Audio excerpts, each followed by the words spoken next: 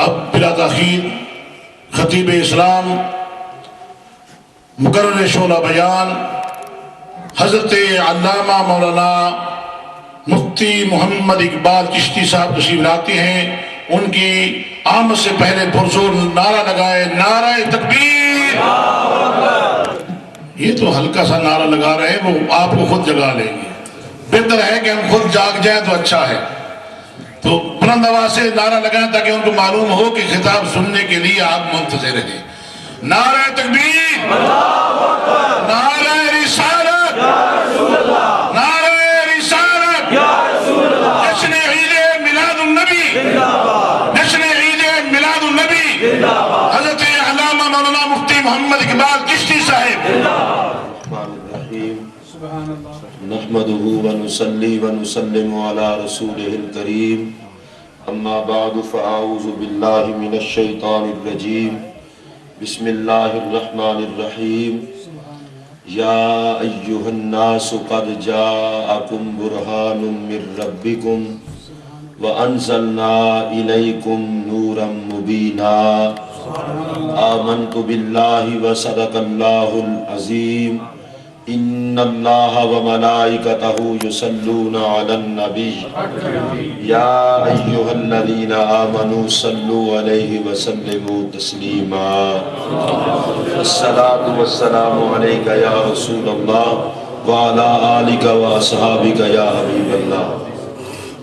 حمد و صلاۃ کے بعد سب سے پہلے میں آپ تمام حضرات کو جشن ولادت رسول کریم صلی اللہ علیہ وسلم کی مبارکباد پیش کرتا ہوں.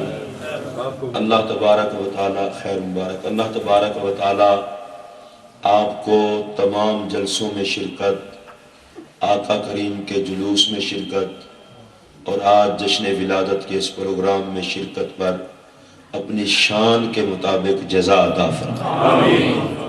اور یہ بھی حسن اتفاق ہے کہ کل اس جگہ پہ پروگرام تھا جہاں سے آپ کا جلوس روانہ ہوا، اور آج جہاں جلوس ختم ہوا وہاں پروگرام ہے. تو اس کا مطلب یہ ہے کہ راج دل والوں کے جلوس کی ابتدا سے انتہا تک میں بھی آپ کے ساتھ شامل ہوں. اللہ تبارک و تعالیٰ اس کو قبول فرمائے. اور میں ایک اور بات سوچ رہا تھا، میرے آقا کریم علیہ السلام کے نوازنے کا ایک اپنا انداز ہے.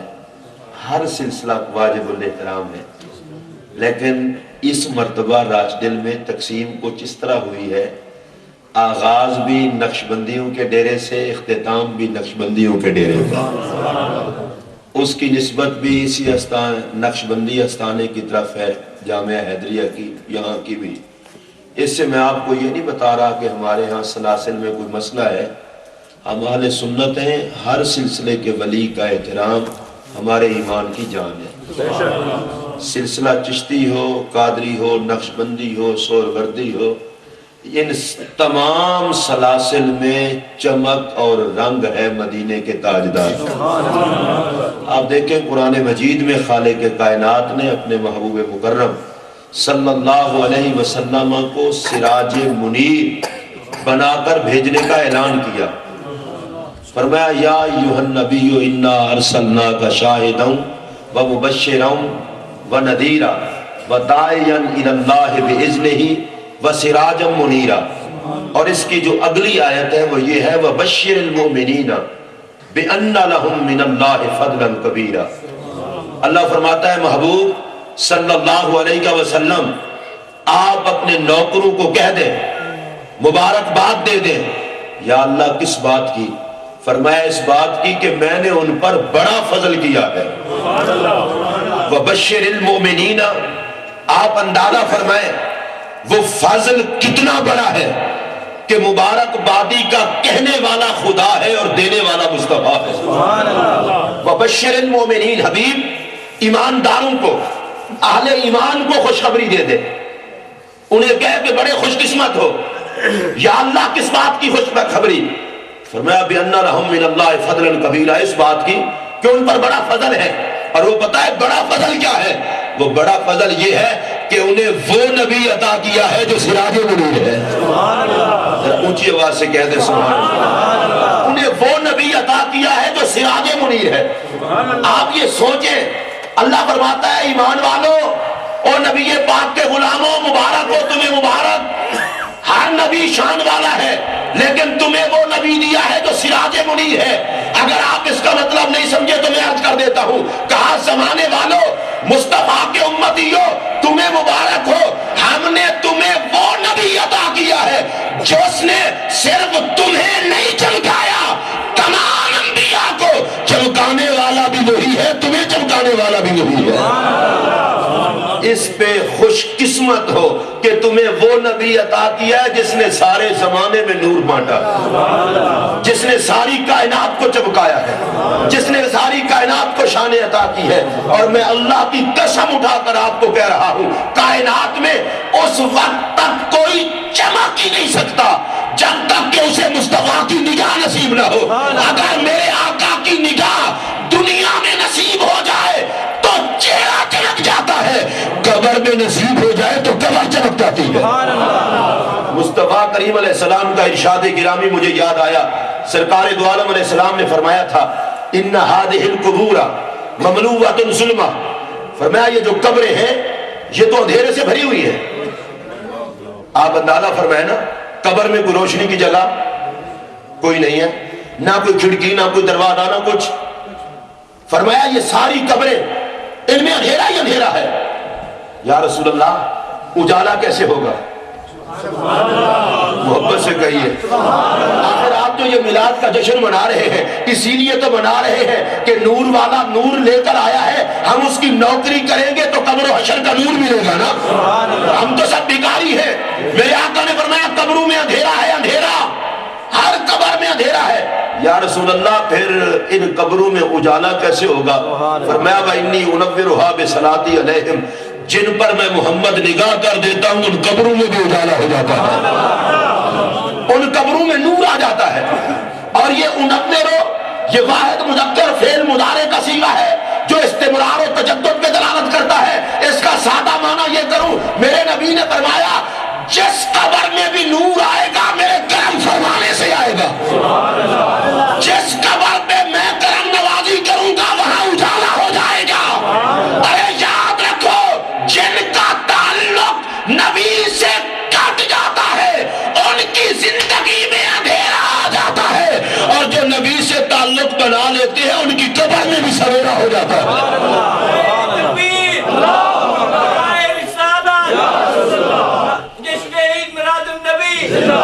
میں نے رات بھی آپ کو ایک بات کہی تھی کہ مصطفیٰ کریم کے جشن کی خوشی میں جب آپ بیٹھے تو آپ کو یہ پتا ہے میرے آقا تو چہرے بجھانے تھوڑے ہیں، بجھے ہوئے چہرے بھی چمکانے آئے ہیں۔ تو میرے نبی کا نوکر ہوتا ہی وہ ہے جس کا چہرہ چمک رہا ہو۔ میں آپ کو اللہ کی قسم اٹھا کے کہہ رہا ہوں، میرے نبی کی عزت و عظمت پر درود و سلام پڑھنے والا، سرکار کی عظمت کو سلام کرنے والا، یہ اتنا عظیم المرتبت ہوتا ہے کہ مرنے کے بعد موت بھی اس کے چہرے کی رونق تبدیل نہیں کر سکتی۔ موت آتی ضرور ہے پر اس کے چہرے کا رنگ نہیں بدلتا۔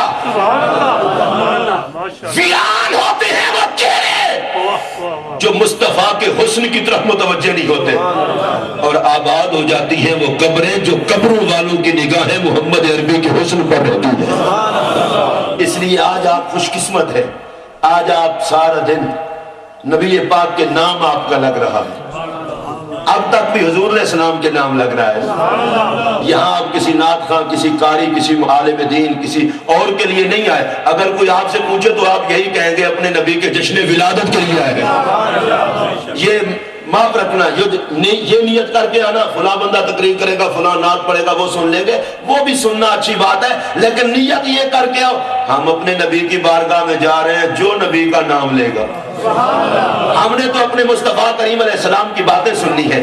مجھے ایک بات یاد آئی، چلتے چلتے عرض کر دوں، حضرت سیدنا ابراہیم خلیل اللہ علیہ نبینا علیہ السلام کی بارگاہ میں فرشتہ آیا اور اس نے اللہ کا نام لیا۔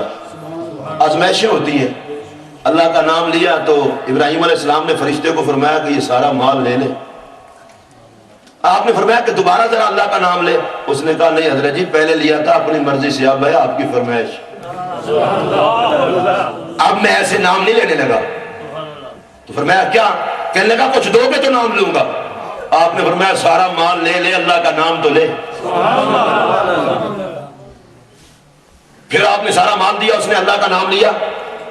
آپ نے فرمایا تیرے نام لینے میں بڑا مزہ ہے، ایک مرتبہ پھر نام لے دے۔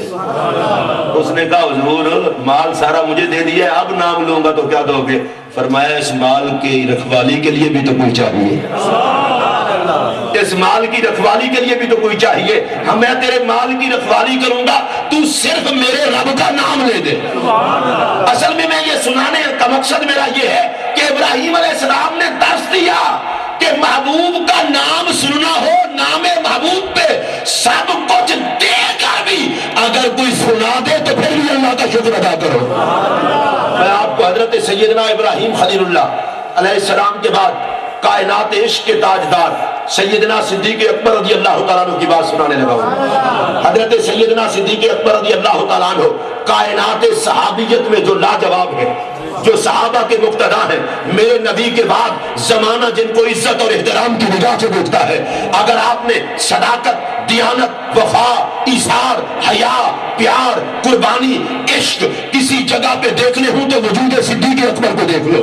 صدیق اکبر کے وجود میں حیا بھی ہے، سخا بھی ہے، وفا بھی ہے۔ مصطفیٰ کریم کے بعد وہ پوری کائنات میں لاجواب شخصیت۔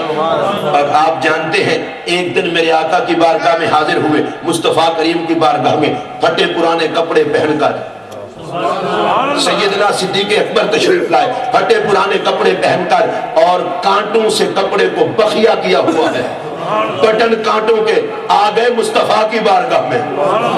یہ کوئی عام بندہ نہیں آیا، مکے کا عظیم تاجر، مکے کا چیف جسٹس صدیق اکبر، عظیم تاجر صدیق اکبر، نبی کی نوکری کی سارا کچھ قربان کر کے آج ٹانکے لگا کے اور میرے نبی کی بارگاہ میں حاضر، پھٹے پرانے کپڑے۔ مصطفیٰ کریم کی بارگاہ میں صدیق اکبر حاضر ہے، جناب جبرائیل آ گئے، اور جو لباس صدیق اکبر کا وہی جناب جبرائیل کا۔ اونچی آواز سے کہتے ہیں جو لباس صدیق اکبر رضی اللہ عنہ کا وہی لباس جناب جبرائیل کا۔ میرے پاک نبی علیہ السلام نے پوچھا جبرائیل یہ بتاؤ آج تم نے یہ لباس کیسا پہنا ہوا ہے؟ عرض کی یا رسول اللہ میں نہیں پہنا ہوا، آسمان والے سارے فرشتوں کا آج یہی لباس ہے جو صدیق اکبر کا لباس ہے۔ نعرہ تکبیر، نعرہ رسالت، نعرہ حیدری، نعرہ تحقیق۔ جبرائیل کیسے آنا ہوا، کیسے آئے ہو؟ عرض کی یا رسول اللہ صلی اللہ علیہ وسلم میں آیا ہوں، اللہ فرماتا ہے ابو بکر کو میرا سلام کہہ دو۔ اس طرح نے ذرا اونچی آواز سے کہہ، چھوٹے چھوٹے بندے کو کسی بڑے بندے کا سلام آ جائے پھولا نہیں سماتا۔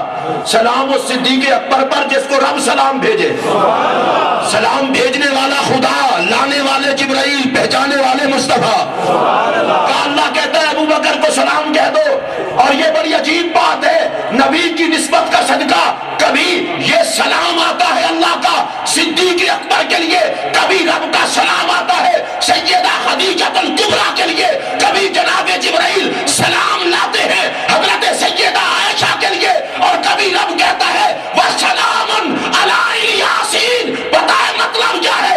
اللہ کہتا ہے لوگوں کسی کو پتہ ہو یا نہ ہو، نبی کی آل کو بھی سلام، نبی کی ازواج کو بھی سلام، نبی کے یار کو بھی سلام۔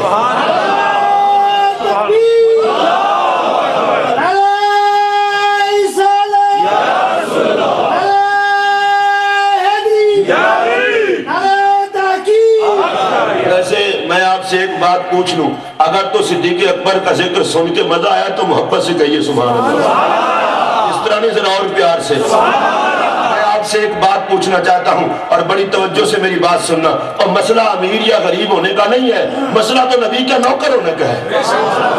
سیدنا صدیق اکبر کے پاس بڑی دولت تھی، کبھی سلام نہیں آیا تھا۔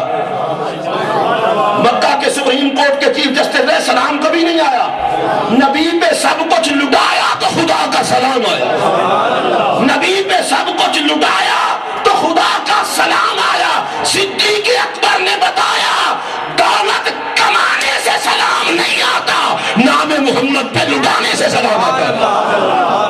مصطفیٰ کریم علیہ السلام کے نام پر لٹانے سے سلام آتا ہے۔ سلام آیا۔ میں یہاں پر ایک جملہ کہے بغیر رہ نہیں سکتا، جن کو رب سلام کرے ایسے نہیں، ذرا محبت سے کہہ دو، رب کہے محبوب کہہ دو ابو بکر کو میرا سلام۔ میں کہتا ہوں سیدنا صدیق اکبر کو خوش ہو کے سلام کہہ لو، گنبد خضرا میں آقا خوش ہو جائیں گے۔ محبوب کہہ دو ان کو سلام۔ میرے پاک نبی نے فرمایا ابو بکر رب کا سلام آیا ہے۔ اور اگلی بات ذرا سنیے بڑی توجہ سے۔ جبرائیل امین نے کہا اللہ کہتا ہے میرے حبیب کو کہو ذرا ابو بکر سے پوچھیں سب کچھ لٹا کے خوش ہیں؟ کیا اللہ جانتا نہیں ہے کہ خوش ہے کہ نہیں؟ رب جانتا ہے پھر پوچھ رہا ہے۔ علامہ اقبال نے اسی لیے کہا تھا خودی کو کر بلند اتنا کہ ہر تقدیر سے پہلے خدا بندہ سے خود پوچھے بتا تیری رضا کیا ہے۔ نبی کے غلام کی بڑی پاور ہوتی ہے، رب پوچھتا ہے۔ حتیٰ کہ حدیث قدسی ہے جب کسی مومن آدمی کی موت کا وقت آتا ہے تو خالق کائنات فرشتوں کو بھیجتا ہے جاؤ اس کی روح قبض کرو۔ فرشتے اس کے پاس ہے، روح قبض کرنے لگے، اس نے کہا میری روح نہ قبض کرنا۔ کیا خیریت ہے؟ انہوں نے کہا ابھی میرے جانے کا کوئی پروگرام نہیں، میں ابھی دنیا میں رہنا چاہتا ہوں۔ فرشتے اللہ کی بارگاہ میں عرض کرتے ہیں مولا ہم آئے تھے روح قبض کرنے، وہ کہتا ہے روح ہی قبض نہ کرو۔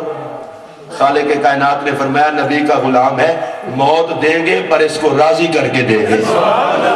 یہ نہ ہو کہ تم ایسے اس کی روح قبض کر لو اور یہ نبی کا غلام ہے اسے ناراض کر کے نہیں مارنا۔ بتایا پھر کیا ہوتا ہے؟ فرشتے عرض کرتے ہیں مولا اس کا تو موڈ ہی کوئی نہیں، یہ تو آنے نہیں چاہتا۔ فرمایا ابھی آئے گا،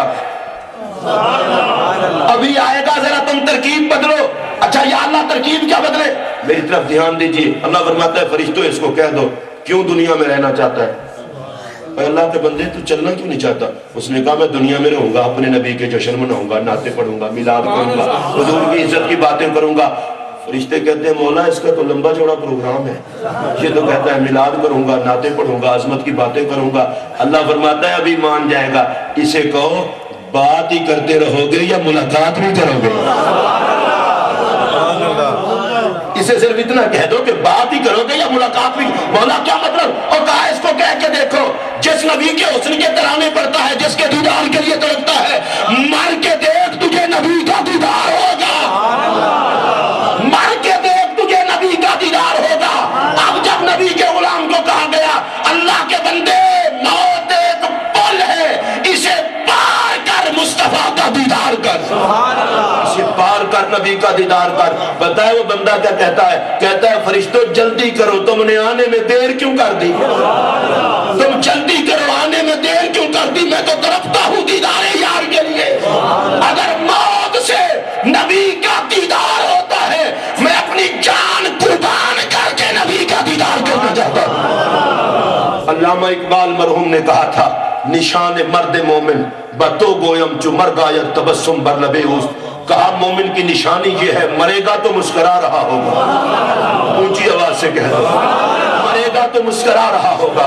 میرا سوال یہ ہے یہاں علماء بیٹھے ہیں، مرتے ہوئے مسکراتا کیوں ہے؟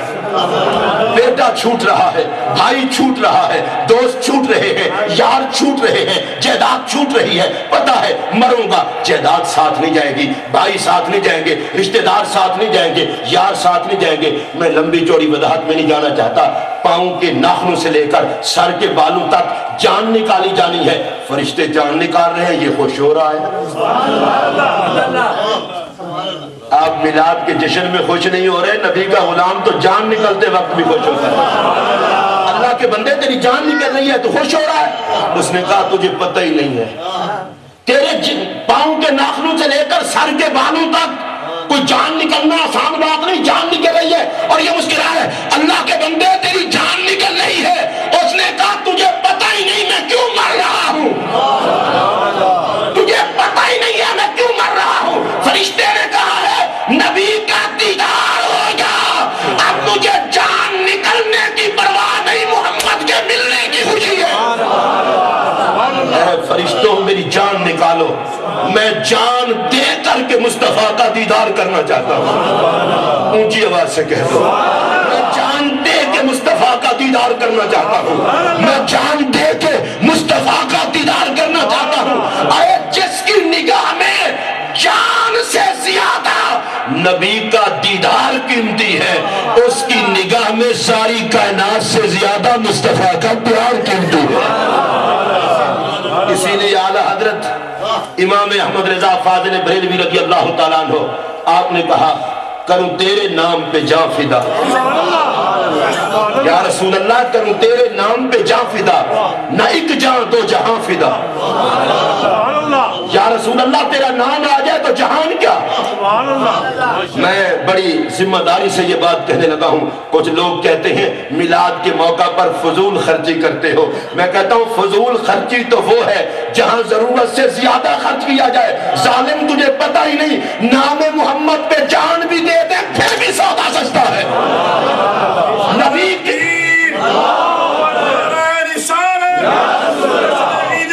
میلاد النبی، اہل سنت، ایمان نام اس بات کا ہے، اگر ایک طرف نبی کی عزت کا مسئلہ ہو، دوسری طرف مال اولاد ماں باپ رشتہ دار ہوں، مومن وہ ہے جو مال و اولاد کو نہیں دیکھتا، مدینے کے تاجدار کو دیکھتا ہے۔ مصطفیٰ کریم علیہ السلام کے نام پر خرچ کبھی فضول خرچی ہوتی نہیں۔ ماشاءاللہ جو اس کو فضول خرچی نہیں سمجھتے وہی بولے، کروں تیرے نام پہ جاں فدا، نہ ایک جہاں دو جہاں فدا، دو جہاں سے بھی نہیں جی بھرا، کروں کیا کروڑوں جہاں نہیں۔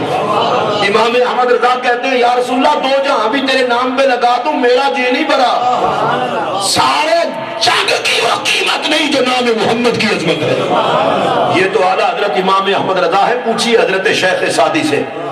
شیخ سعدی رحمت اللہ تعالیٰ علیہ پکار کے کہتے ہیں یک جاں چکند سادی مسکین کے 200 جاں، سازیم فدائے سگے دربان محمد۔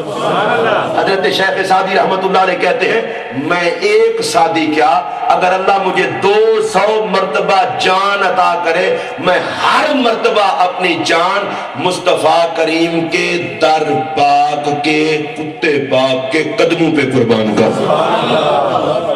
یہ ہے ایمان اور یہ ہے صاحب ذوق لوگوں کا عقیدہ۔ آپ بڑے خوش قسمت ہیں، آپ نے آقا کریم علیہ السلام کا جشن منایا ہے۔ سیدنا صدیق اکبر کو سرکار نے فرمایا اللہ پوچھتا ہے جھگا لٹا کے، یہ سارا کچھ لٹا کے ابو بکر وہ رئیس ہونا، تاجر ہونا، مکے کی سپریم کورٹ کا چیف جسٹس ہونا، سب کچھ قربان کر کے آج پھٹے پرانے کپڑے اور میری بارگاہ میں بیٹھے ہو، اللہ پوچھ رہا ہے ابو بکر خوش ہو؟ سیدنا صدیق اکبر کے خرچ کی قیمت نہ مل گئی؟ رب پوچھے خوش ہو؟ میرے پاک نبی علیہ السلام نے پوچھا ابو بکر اللہ پوچھ رہا ہے بتاؤ یہ سب کچھ لٹا کے یہ سب کچھ قربان کر کے تم خوش بھی ہو یا نہیں؟ سیدنا صدیق اکبر پر وجد کی کیفیت طاری ہو جاتی ہے، آپ اٹھتے ہیں بیٹھتے ہیں اٹھتے ہیں بیٹھتے ہیں اور کہتے ہیں انا عن ربی لرادن، انا عن ربی لرادن، انا عن ربی لرادن، میں اپنے رب سے بڑا راضی ہوں، رب سے بڑا راضی ہوں۔ ابو بکر خوشی کس بات کی ہے؟ کہا خوش اس بات پہ ہوں رب نے مال بھی دیا، نبی پہ قربان کرنے کا حوصلہ بھی عطا کیا۔ مجھے مالدار بن کے وہ مزہ نہیں آیا جو محمد عربی پہ سب کچھ لٹا کے مزہ آیا ہے۔ حضرات محترم اسی لیے علماء نے لکھا ہے، اور علماء میں سے بھی حضرت شیخ عبدالحق محدث دہلوی رحمت اللہ علیہ تکمیل الایمان کے اندر لکھتے ہیں، کہا زمانے والوں جتنی خیر خواہی، میری بات پہ دھیان کرنا، جتنی خیر خواہی اور جتنی قربانی اسلام کے لیے سیدنا صدیق اکبر نے دی ہے کسی اور نے نہیں دی۔ سب سے پہلے اسلام کے لیے سب کچھ پیش کرنے والا سیدہ خدیجہ الکبریٰ کے بعد رضی اللہ تعالیٰ عنہ، ان کے بعد سب سے پہلے سب کچھ قربان کرنے والا وہ سیدنا صدیق اکبر۔ میرے پاک نبی علیہ السلام نے ارشاد فرمایا تھا کسی کے مال نے مجھے اتنا نفع نہیں دیا جتنا اسلام کو نفع صدیق اکبر کے مال نے دیا۔ اور میں بڑا حیران ہوں جب میرے پاک نبی نے یہ اعلان کیا تو پتہ ہے صدیق اکبر نے کیا کیا؟ رو دیے، آنکھوں میں آنسو آ گئے۔ سرکار نے فرمایا ابو بکر روتے کیوں ہو؟ عرض کی آقا ابھی تو پھر فرق رہ گیا، یا رسول اللہ ابھی تو فرق رہ گیا۔ فرمایا وہ کس بات کا؟ حضور آپ جو کہہ رہے ہیں کہ ابو بکر کا مال، پھر تو فرق رہ گیا۔ میں نے تو کبھی یہ فرق سمجھا نہیں، میں بھی آپ کا میرا مال بھی آپ کا۔ آقا آپ نے تو یہ کہا ہے ابو بکر کا مال، پھر تو فرق ہے۔ صدیق اکبر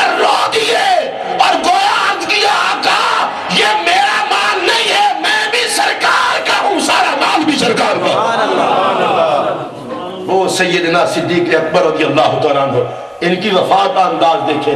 ہم تو 2-4 قدم سرکار کے لیے چلتے ہیں. میں صدیق اکبر کی عظمت کو سلام کرتا ہوں. غار ثور اللہ لے جائے اور دکھائے. کبھی غار ثور پہ اکیلے چڑھ کے دیکھیں، چڑھا نہیں جاتا. ابو بکر تیری عظمت کے صدقے جاؤں، تو اکیلا نہیں چڑھا، مصطفیٰ کو کندھوں پہ اٹھا کے. اونچی آواز سے کہہ دیں، مصطفیٰ کریم کو کندھوں پہ اٹھا کے چلے. سیدنا صدیق اکبر ادھر میری طرف دیکھیں، ایک پاؤں پہ ادھر ہاتھ نبی پاک کے پاؤں پر، دوسرا ادھر ہاتھ. ابو بکر نے پوری دولت سمیٹ رکھی ہے، رب کی ساری دولت کے خزانے سمیٹ رکھے ہیں. یوں ہاتھ رکھے ہیں رسول کے قدموں پر. میرا نبی جلوہ گر ہے، صدیق کے کندھوں پر. سبحان اللہ، ذرا پیار سے کہیں. اور یہ میرے نبی کے نوازنے کا اپنا انداز ہے. بیت اللہ شریف کو بتوں سے پاک کر رہے تھے. مولا علی نے کہا تھا میرے کندھوں پہ سوار ہو جائیں. فرمایا علی نہیں، تیرے کندھوں پہ سوار نہیں ہوتا، تو بوجھ نبوت نہیں اٹھا سکے گا، میں نہیں سوار ہوتا. صدیق اکبر کے کندھوں پر آقا سوار ہو گئے. میں بڑی عجیب بات ہے، علی کو کندھوں پہ اٹھا لیا، صدیق اکبر کے کندھوں پر بیٹھ گئے. کیا مطلب؟ کہا زمانے والوں، جس کے کندھوں پہ بیٹھوں اسے بھی نیچا نہ سمجھنا، جس کو کندھوں پہ اٹھاؤں اسے بھی نیچا نہ سمجھنا. یہ میرے نوازنے کا اپنا انداز ہے. کسی کو کندھوں پہ اٹھا کے اونچا کر دیتا ہوں اور کسی کے کندھوں پہ بیٹھ کے اونچا کر دیتا ہوں. ایک نسبت کی بات کرنے لگا ہوں. چمڑے پاک کی وہ نالین جو نبی کے قدموں سے لگی، وہ عرش سے اوپر. معراج کی رات میرے آقا کا خیال ہوا اتار دوں. رب نے فرمایا اتار کے نہ، جوڑے پہن کے آ. یا اللہ کیوں؟ فرمایا میرا عرش چومے گا، مزے لے گا، تو جوڑے پہن کے آ. میں یہ پوچھنا چاہتا ہوں، جو نالین قدموں میں ہو وہ تو عرش سے اونچی ہے، اور جس صدیق نے نبی کو کندھوں پہ اٹھایا ہو وہ صدیق اکبر کتنے اونچے ہو گئے. اور جس علی کو نبی نے اپنے کندھوں پہ اٹھایا ہو. میں جو بات کرنے لگا ہوں وہ اور ہے. صدیق اکبر نے اٹھایا کندھوں پر اور یوں ہاتھ رکھا ہے. اور پتہ ہے صدیق اکبر کس طرح چل رہے تھے؟ انگلیوں کے بل، کہ قدموں کے نشان نہ پڑ جائے. میری طرف دیکھنا، سمجھانے میں آسانی رہے گی. یوں پاؤں رکھتے تھے انگلیوں کے بل، اور پھر گھما دیتے تھے. گھما دیتے کیوں؟ کہا کسی ظالم کو قدم کے نشان کا پتہ نہ چلے. ادھر دیکھو میری طرف، اگر آپ توجہ کریں، نکیلے پتھروں والی زمین. ابو بکر تیرے پاؤں زخمی نہیں ہوئے؟ مصطفیٰ کو کندھوں پہ اٹھا کر اپنے یہ انگلیاں گھما دیتا ہے، تیرے پاؤں زخمی نہیں ہوئے؟ صدیق اکبر نے کہا زمانے والوں، کسی آرام والے بستر پہ وہ مزہ نہیں آتا جو نام محمد پہ زخم کھانے کا مزہ آتا ہے. تمہیں کیا پتا رسول اللہ کے نام پہ ملنے والا جو دکھ ہوتا ہے کائنات کے ہر سکھ سے قیمتی ہوتا ہے. جفا جو عشق میں ہوتی ہے وہ جفا ہی نہیں. ستم نہ ہو تو محبت میں کچھ مزہ ہی نہیں. چوری کھانے والے مجنوں بڑے ہوتے ہیں، چوری کھانے والے مجنوں بڑے ہوتے ہیں، پر سب کچھ لٹانے والے کوئی تو ہوا کرتے ہیں. صدیق اکبر رضی اللہ تعالیٰ عنہ انگلی گھما دیتے ہیں. ادھر دیکھو میری طرف. غار میں پہنچے، غار میں پہنچے. عرض کیا آقا میں گود بچھاتا ہوں، آپ سو جائیں. سبحان اللہ، ذرا محبت سے کہیں. اچھا ایک میں نقطہ اور بھی عرض کرنے لگا ہوں، ذرا دھیان سے سننا. اللہ قرآن میں کہتا ہے عزیز علیہ ما عنتم، تکلیف تمہیں پہنچے بے چین میرا نبی ہوتا ہے. ابو بکر جو انگلیاں گھما رہے تھے، ابو بکر کو تکلیف نہیں پہنچ رہی تھی؟ اگر پہنچ رہی تھی تو نبی کندھے سے اترے کیوں نہیں؟ اس لیے کہ مصطفیٰ کو تو امت کا تو گوارا ہی نہیں. تو پھر امتی بھی عام نہ ہو، ابو بکر ہو، صدیق اکبر ہو. یا رسول اللہ آپ تو امت کے دکھ برداشت ہی نہیں کرتے. ارے یہ وہ نبی ہے کہ خود ساری رات رو کے گزار دیتا ہے، امت کو دکھی نہیں رہنے دیتا. مجھے ایک روایت یاد آ گئی. حشر کا دن ہوگا، ہر بندہ پریشان ہوگا، پتہ نہیں کیا بنتی ہے، آج ہوگا کیا. اتنے میں آقا آئیں گے. ذرا سبحان اللہ پیار سے کہہ. اتنے میں آقا تشریف لائیں گے. کسی شاعر نے کہا ہر نظر کانپ اٹھے گی محشر کے دن, خوف سے ہر کلیجہ دہل جائے گا, کالا کمبل وہ اوڑھ کے آ جائیں گے, حشر کا سارا نقشہ بدل جائے گا. امتی بڑے پریشان تھے, امتی بڑے پریشان, پتہ نہیں آج بنتا کیا ہے, کیا بنتا ہے. سرکار آئے, سنیے سرکار آئے تو مسکرائے. میرے آقا مسکرائے تو سارے ہی مسکرانے لگے. پتہ ہے کیوں مسکرائے؟ انہوں نے کہا سرکار مسکرا رہے ہیں, کام بن گیا ہے. اونچی آواز سے کہہ دو. وہ جو حشر کی گرمی میں غمگین مخلوق تھی نا, سرکار کو مسکراتا دیکھ کے ساری خوش ہو گئے. جیسے کسی کا نمائندہ حکومت سے مذاکرات کرنے جائے, ابھی کچھ نہ بتائے, دروازہ کھولے, چہرے کی شکل صورت ہی بتا دیتی ہے مذاکرات کامیاب ہوئے کہ ناکام. سرکار مسکرائے نا تو ساری امت مسکرا دی. انہوں نے کہا لو کام بن گیا. ادھر سنیے, ادھر امت مسکرائی, میرے آقا رو دیے. میرے آقا کی آنکھوں میں آنسو آ گئے. محدثین کہتے ہیں سرکار کا یہ کیا انداز ہے کہ سارے پریشان تھے تو سرکار تشریف لائے, مسکرائے, امت مسکرانے لگ گئی, اب آقا رو دیے. محدثین کہتے ہیں اصل میں سرکار نے دیکھا میری امت غمگین ہے, دکھوں میں مبتلا ہے, ڈر رہی ہے, حشر میں کیا ہوگا. میرے آقا مسکرائے تاکہ غم دور ہو جائے. جب امت مسکرانے لگی آقا رو دیے. عرض کی مولا یہ تو رو رہے تھے, میں نے مسکرا کے خوش کیا ہے, اب میں رو لیتا ہوں, ان کو نہیں رونے دوں گا.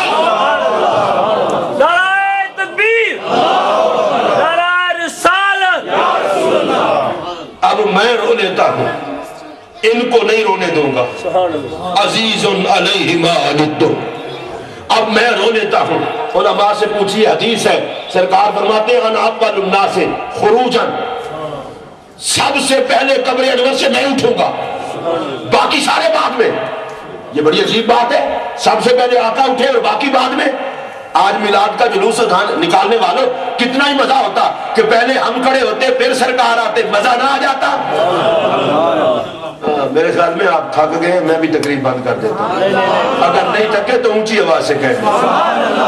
مرید پہلے اکٹھے ہوں, پیر صاحب بعد میں آتے ہیں, شاگرد پہلے اکٹھے ہوں جہاں رواج ہے, استاد بعد میں آتے ہیں, اور ساری امت پہلے اکٹھی ہوتی. کہیں صدیق اکبر, فاروق اعظم, عثمان غنی, مولا علی, امام اعظم ابو حنیفہ, داتا صاحب, مجدد پاک, غوث پاک, غریب نواز, ان کے مرید, اور سرکار آتے تو پھر استقبال کا مزہ نہ آ جاتا. لیکن یہ کیا بات ہے کہ پہلے سرکار اٹھیں گے اور بعد میں دوسرے. پتہ ہے اس میں حکمت کیا ہے؟ قبروں سے جب بندے اٹھیں گے نا, کہیں گے یار پتہ نہیں کیا بنتا ہے, حساب و کتاب کا کیا ہوتا ہے. دکھوں کے مارے ہوئے, گناہوں میں گھرے ہوئے, پریشان ہوں گے. سرکار فرماتے ہیں میں پہلے ہی اٹھوں گا تاکہ جو جو قبر سے اٹھے مجھ پر نگاہ پڑے, اس کے دکھ دور ہو گئے. انا اول الناس خروجا, سب سے پہلے میں نکلوں گا, اور جس جس کی نگاہ مجھ پہ پڑ جائے گی اسے وہ کہے گا اب گھبرانے کی کوئی ضرورت نہیں, ہمارا سہارا مل گیا, بیچاروں کا چارہ مل گیا. یقین فرمائیں وہ آقا جو ہمارے دکھ برداشت نہیں کرتے, صدیق اکبر کے کندھوں پر ہے, وہ انگلی گھما دیتے ہیں, نوکیلے پتھر لگتے ہیں, پاؤں زخمی ہوتے ہیں. سرکار یہ نہیں کہتے ابو بکر مجھے اتار دے. کیوں؟ سرکار کو پتا تھا ابو بکر کو کندھوں پر میں بیٹھوں, دکھ کی پرواہ نہیں, میرے کندھوں پہ بیٹھنے والی رحمت کی خوشی ہے. اگر حضور کندھوں سے اتر جاتے ابو بکر دکھی ہوتے, اور صدیق اکبر کے کندھوں پہ حضور ہیں تو ابو بکر کو دکھ کی پرواہ نہیں. پیغام ابو بکر یہ ہے کہ کائنات کے سارے دکھ اگر جھولی میں آ جائے اور نام نبی پر ہوں تو کوئی سکھ اتنا پیارا نہیں لگتا جتنا وہ دکھ پیارا لگتا ہے. غار کے اندر گئے میرے آقا,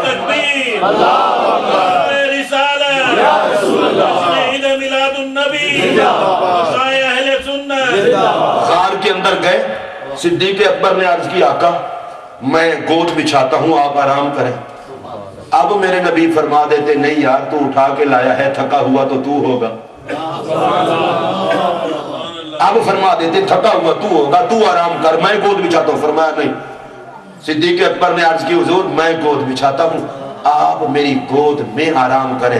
میرے پاک نبی علیہ السلام نے اپنا سر انور ان کی گود میں رکھا، ان کی گود میں رکھا. اور بڑے دھیان سے میری بات سنیے، سیدنا صدیق اکبر رضی اللہ تعالیٰ عنہ وہ خوش نصیب ہے کہ جو سرکار کا سر انور اپنی گود میں رکھ کر آقا کا دیدار کر رہے ہیں. اور یہاں میرے آقا کریم علیہ السلام کی محبت میں سیدنا صدیق اکبر پر سانپ نے حملہ بھی کر دیا.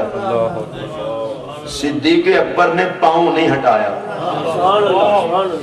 میں ذرا باریک جملہ کہنے لگا ہوں، اگر آپ توجہ کریں. صدیق اکبر نے کہا سانپوں سن لو، تم جو مرضی کرو، حسن محمد کا پہرے دار ابو بکر ہی ہے.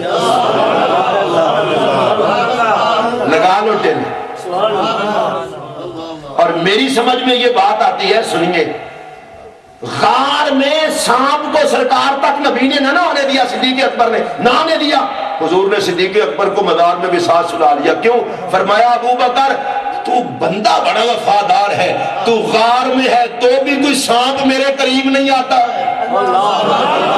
اور تجھے مزار میں سلا لوں گا تاکہ کوئی سانپ میرے قریب نہ آئے. نبی نے کہا سانپوں میں تمہیں دور کر رہا ہوں، صدیق کو قریب کر رہا ہوں. یہ غار میں بھی ساتھ ہے، مزار میں بھی ساتھ ہے. یہ سانپوں کا ویر ہی بڑا ہے ابو بکر سے. نہیں سمجھ آپ سب بڑے ویری ہیں. کالے رنگ کے سانپ بڑے ویری ہیں. صدیق اکبر نے کہا تیری زہر میں وہ پاور نہیں جو ابو بکر کے عشق میں پاور. لگاؤ ٹل. غار کی رات اگر آپ کی توجہ ہو، صدیق اکبر نے پیغام دیا ہے کہ دشمن کے ہتھیار میں وہ طاقت نہیں جو محمد کے پیار میں طاقت. نعرہ تکبیر، نعرہ رسالت، نعرہ تحقیق، نعرہ حیدری. اور یہ ہمیں میاں نوکری کرو اپنے نبی کی، کہہ دو صلی اللہ علیہ وسلم اونچی آواز سے، نوکری کرو اپنے پاک نبی صلی اللہ علیہ وسلم کی. میں آپ سے پوچھنا چاہتا ہوں، جن حضرات کو وقت ملے وہ لنگر بھی ساتھ ساتھ کھاتے جائیں. میں آپ کو روکنا نہیں چاہتا، لیکن میں اب 5 منٹ میں اپنی گفتگو مکمل کرنے والا ہوں. بڑی توجہ سے میری بات بھی سنیے. میں نے صدیق اکبر کا تذکرہ کیا ہے. مجھے کل جب جلوس کی ہدایات دی جا رہی تھی تو یہ کہا جا رہا تھا کہ کوئی اگر ادھر ادھر سے پتھر بھی مارا جائے تو انتقام نہیں لینا. میں کہہ رہا تھا ہم نے تو اس نبی کا ذکر کرنا ہے جس نے پتھر کھا کے بھی دعائیں دی. ہم نے تو اس نبی کا میلاد منانا ہے جس نے پتھر کھا کے بھی دعائیں دی ہیں. اور یہی تو مصطفیٰ کا اخلاق تھا، جو جان لینے آتے تھے مصطفیٰ کے ہاتھ جان دے دیتے تھے. آتے تھے جان لینے، اخلاق لے دیکھتے تو دے دیتے. حضرات سنیے، غار کے اندر نبی پاک علیہ السلام، اس پر تو میں بعد میں بات کرتا ہوں، مکڑی کا جالا، کبوتری کا انڈا. آگے کافر، کافر تو کافر ہوتے ہیں. آگے لگے کہ اس غار میں کوئی ادھر نہ گئے. دوسرے نے کہا ماں تمہاری کی تمہاری، ادھر گئے ہوتے تو مکڑی کا جالا ہوتا. یہ تو جالا بہت پرانا لگتا ہے. ادھر گئے ہوتے تو کبوتری کا انڈا سے ہی سلامت رہتا. اور جو نبی کو عقل پہ پرکھتے ہیں نا، جو عقل پہ پرکھتے ہیں وہ کبھی پا نہیں سکتے. باہر کھڑے رہے، جالے سے کیسے گزرے. اندر سے صدیق اکبر نے تک لیا، عرض کیا آقا وہ تو آ گئے. انہوں نے نیچے دیکھا تو ہمیں تک لیں گے. سرکار نے فرمایا یہ نبی کی بارگاہ میں نگاہ نیچی کرنے والی نسل ہی نہیں. نبی ان کو ملتے ہیں جس کو نبی کی بارگاہ میں نگاہ نیچی کرنی ہے، تو اکڑی ہوئی نسل ہے. کھڑے رہے، نظر نہ آئے. اور یہاں ایک اور جملہ بھی کہنا چاہتا ہوں بڑا قابل توجہ. میرے نبی جس راستے سے گزر جاتے تھے خوشبو پھیلتی تھی. سیدنا صدیق اکبر اپنے خوشبو سونگتے سرکار تک پہنچ جاتے. جناب عمر پہنچ جاتے، جناب عثمان پہنچ جاتے، جناب بلال پہنچ جاتے. یہ لانتی والا ٹولا غار تے کھڑوتا رہا، خوشبو نہیں آئی.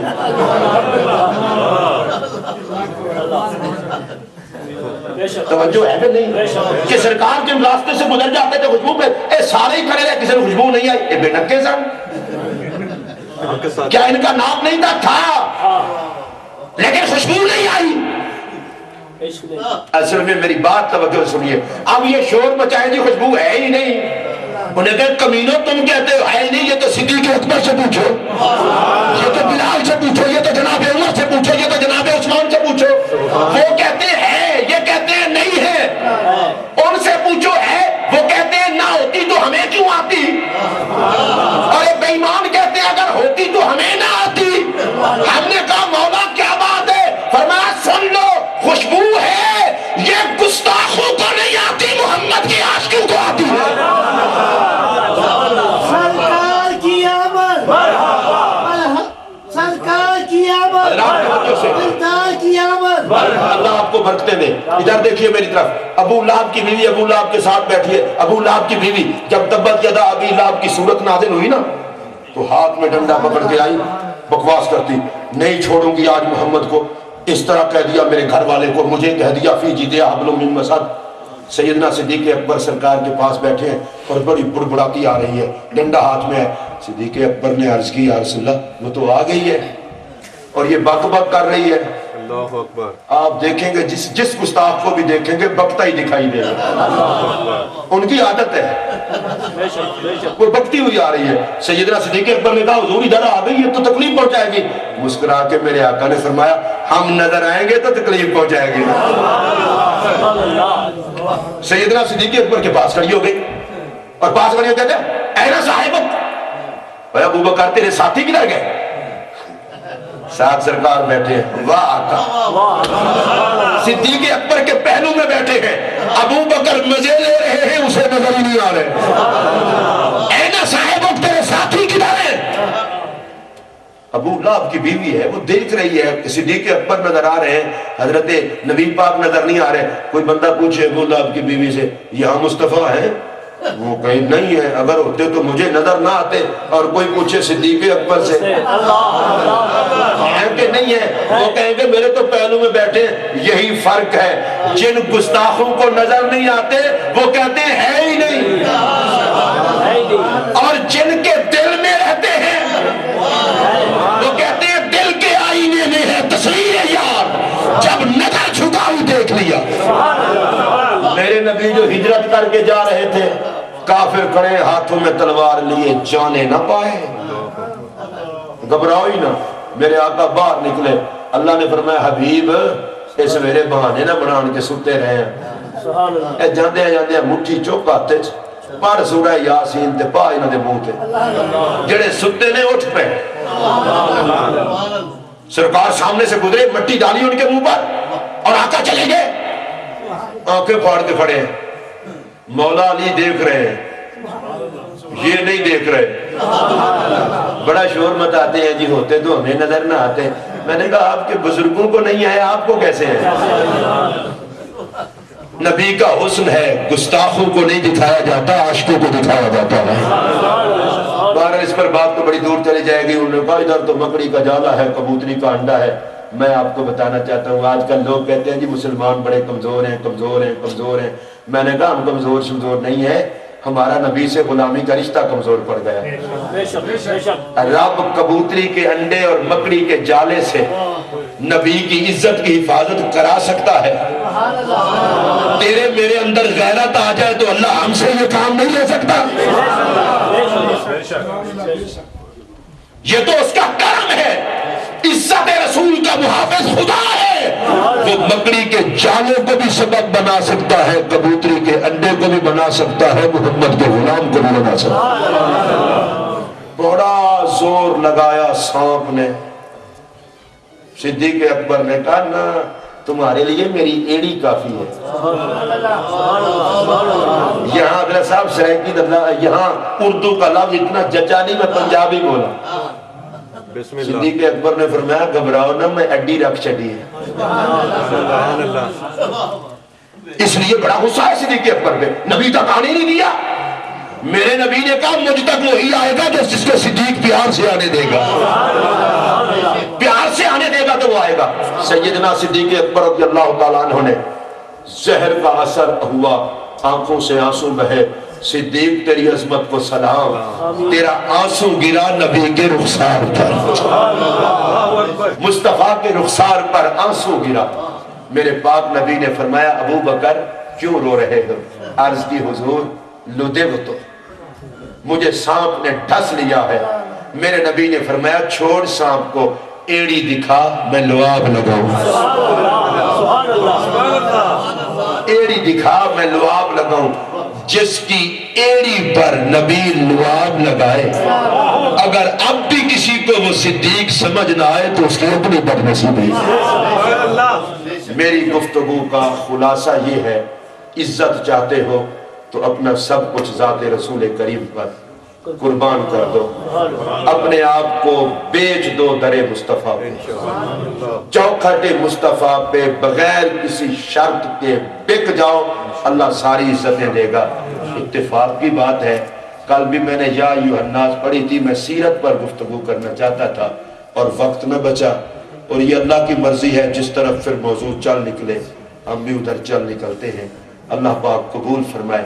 मैं एक मरतबा फिर हजरत अल्लामा मौलाना कारी मोहम्मद अब्दुल रऊफ नक्शबंदी साहब को मुबारकबाद देता हूँ, यहाँ की इंतज़ामिया को भी, और बिलखुसूस मिलाद कमेटी को। मैं आपको सही बताऊं, अगर मुझे कोई कहे ना कि मैं यहाँ MP हूँ तो मुझे इतना अच्छा नहीं लगता। MP बड़े लगे फिरते हैं, इसका क्या होता है। और अगर कोई कहे ना कि मैं मुस्तफ़ा की मिलाद कमेटी का मेंबर हूँ, मेरे कलेजे में ठंड पड़ जाती है, कितना खुश नसीब है तुझे मुस्तफ़ा ने अपनी नौकरी के लिए चुना हुआ है। बड़ा एजाज़, खुदा के घर का नौकर होना। मैं मिलाद शरीफ के जुलूस में अगर किसी ने एक कदम भी उठाया है, मैं उसके उठने वाले कदम को भी सलाम पेश करता। तुम्हारी ये खुश नसीबी कि तुम नाम नबी पर गलियों में घूमे। और मेरी बात याद रखना, हम याद न करें तो आका याद करते हैं। जब आपने तराने पढ़े होंगे तो मुस्तफा ने कितना प्यार किया होगा। अल्लाह मेरी और आपकी हाजिरी कबूल फरमाए। व आखिर दावा।